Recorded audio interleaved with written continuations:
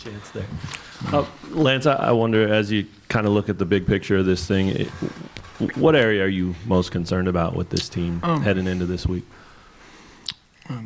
Biggest picture is we haven't played our best football at the time it's needed. You know, when you really look at it, we need, there's moments that we play some good football, and then there's times at certain, especially late in the game here, where we need to be at our best and we're not. And that has to change. That's probably the biggest thing I'm concerned about. With so many veterans, does that surprise you? A little bit. Yeah. You know, and I think at times we're not, it's not confidence or trusting our training or whatever, because there's times where we've done it and we're not doing it at the most, like I said, the most, I won't say opportune time, but when it's needed. I thought about asking this earlier if you'd ever been through this type of thing, but you just have to go back to your first year here, and a lot of those same guys went through it too. What do you lean on to kind of pull yourselves through all of this? Well, again, I think I've said it here before, Matt, is that, I think sometimes what might get lost is we analyze everything even after wins, because there's wins that go your way that you didn't play well, and you always look at what you have to do to improve, and we tweak and we put an emphasis in practice. We put emphasis on fourth quarter at practice last week. Stopped practice and made it a point. Talked about it in meetings. All those things. And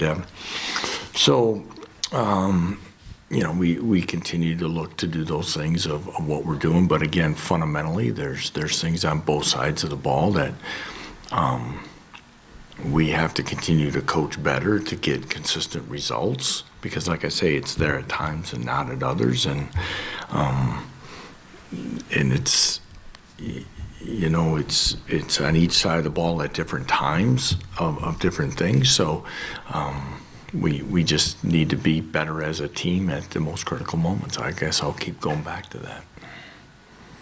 Lance, when you look back at the last couple games and you rewatch them, is there anything that you feel like you regret not doing or doing? Well, that's, guys, that's the best thing about armchair quarterbacking, right? You can sit and second guess. Again, what you'd like to do better, and we look at an emphasis, and every coach can tell you, there's X amount of time and that you get to meet, X amount of time you get to practice, and you kind of do it, but when something's there, if you fumble, you want to make sure you're emphasizing as much ball security and strips and all those things, and all those things we always continue to look at. So you always look at something. Is there one thing completely other than the consistency of doing what we need to do better? Is there an area that you were referring to? Yeah, okay. I guess, again, guys, we always come back and look at it, and I'll ask about something, or the coordinator's going to ask, and we do, we grade film, we summarize it, we talk about positives, negatives, where we have to be, who's played well, maybe who's playing too many snaps, where do we need to continue to maybe rotate, all those things. It's I promise you, it's not just because of these 3 weeks. It's been that way since we've always done it. And just looking at Jalen's performance against West Virginia, did you feel like he took a step forward in the right direction? Yeah, I do. I thought he played better. I thought there was an interception, but I thought he had a very solid game. I thought he made some plays for us.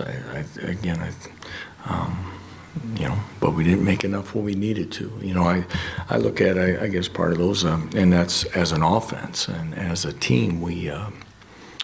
Mello got the interception, we go 3 and out. We needed to be better in the 4-minute offense. So if you're going back at some things, our 4-minute offense, you got to be able to get first downs and run the clock out.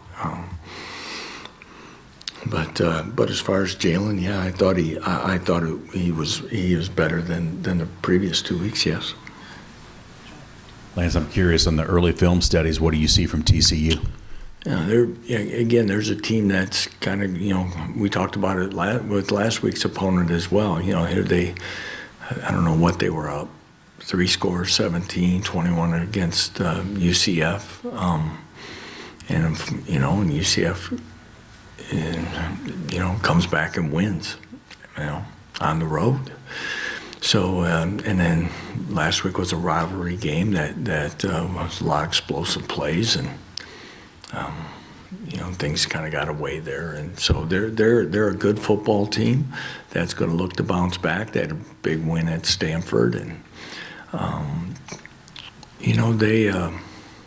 they play Long Island, FCS opponent. So they're in a spot kind of like we are. You in this conference, as you can see from last week's results, that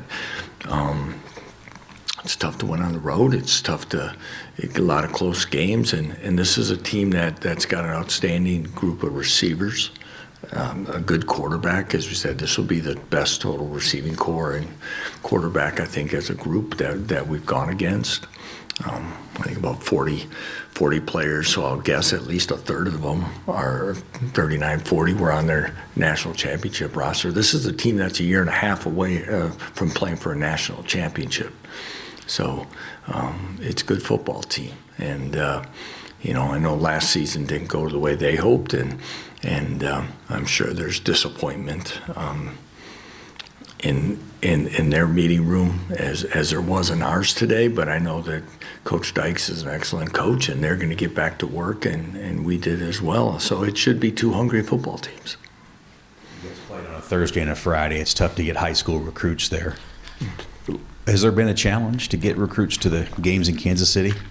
Like you said, the first 2, kind of a hard barometer exactly, but we're expecting a big group this week, and excited for it. I know they've been excited from the time, and just through conversations, I think from here on out, I anticipate those numbers to be back where they normally are as far as game day visits. Of course, the tough part about it is you don't get to show this new facility or campus per se, but there are some that have made plans to, if they're traveling into town, that they'll stay overnight and come here on Sunday. So we will get that, but it should be from the start. It was an exciting topic for recruits to play at Arrowhead, and we're excited as well. On the topic of Arrowhead, do you have a message for fans ahead of the first game there? Well, messages. We appreciate our fan support, and they're needed as much as ever to make a difference. I know there's, if they're not disappointed or frustrating, they wouldn't be a fan. I mean, don't underestimate that. That's part of what happens here. But hopefully. They show up and are energetic and can help us when we need them, and they can continue to make a difference, and hopefully the same reason they believe in this university and program, and maybe if they're newer to jumping on, that they still see that this team has a lot of season to play and a lot of things. As I told him, you can't change I told him it's kind of like reading books or watching movies or something. There's some books and movies that start off really slow, and but they end up being, it's quite a story at the end, and I plan on this team being one.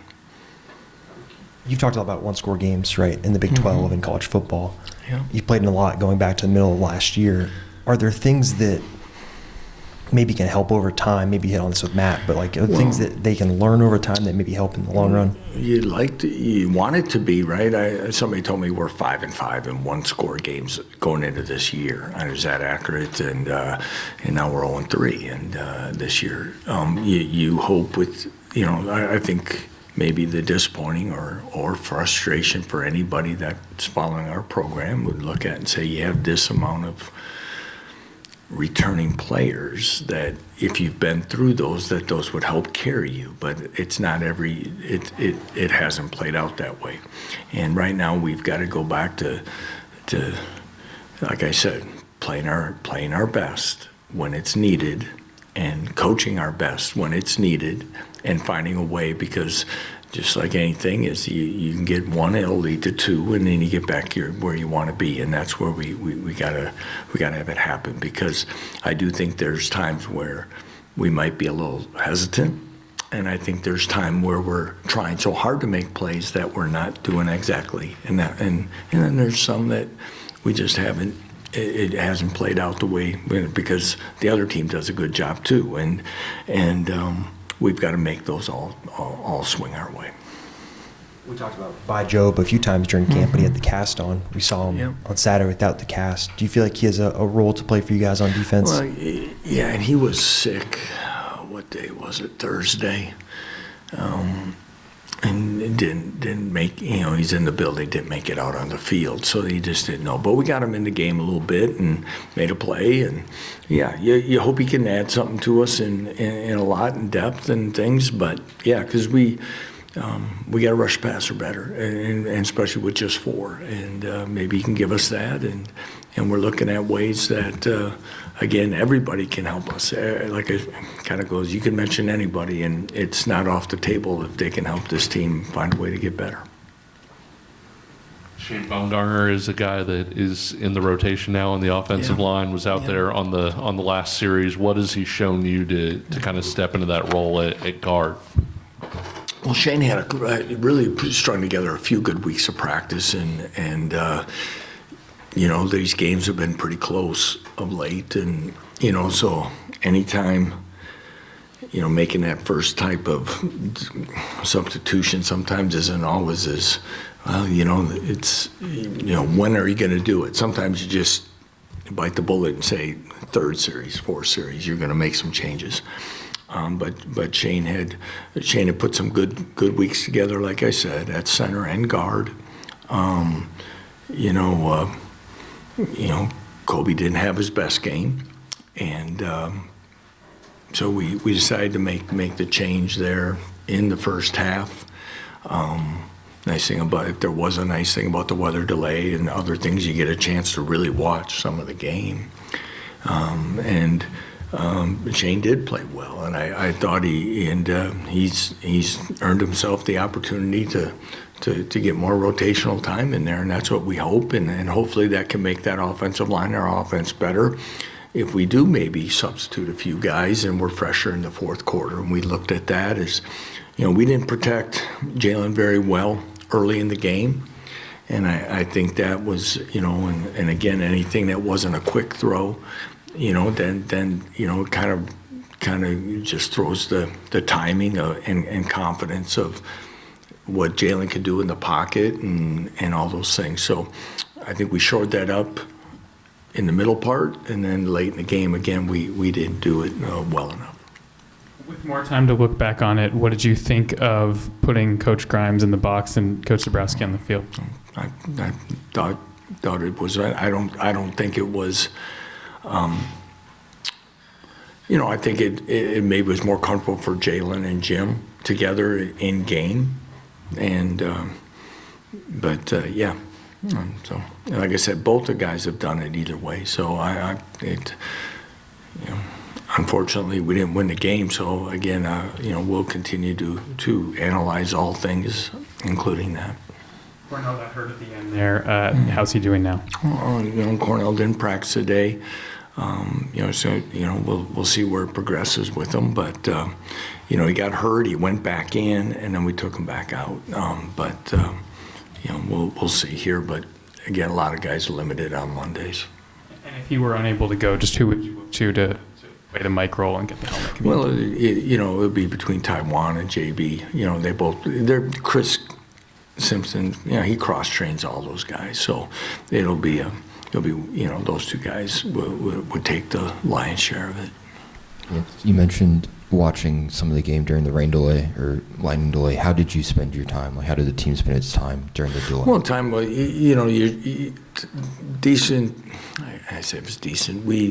I was told there for a while that, from the start it was 40 miles out, 30 miles out, and then it was getting closer.